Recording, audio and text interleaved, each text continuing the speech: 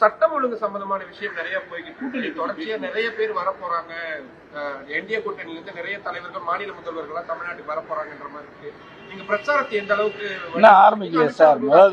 முதல் தொகுதி பங்கு எல்லாம் முடிஞ்ச பிறகு அப்புறம் எந்தெந்த தொகுதி யாரா இருக்குன்னு பிரிச்ச பிறகு அப்புறம் தான் இதெல்லாம் ஃபைனல்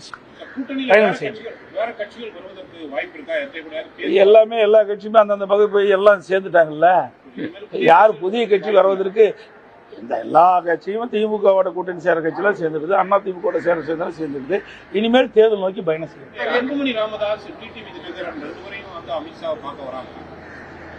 சார். அவரும் கலந்து பேசுறதுதான்.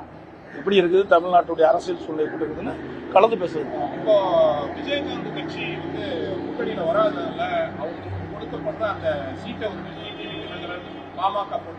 சார் அதாவது அதெல்லாம் எதுவுமே இல்லை சார். உடைய கற்பனையான கேள்விகளை நாங்கள் பதில் சொல்ல முடியாது. ஏன்னா ஒரு 4 நாட்கள் நீங்க எல்லாம் தெரிஞ்சுக்கீங்க.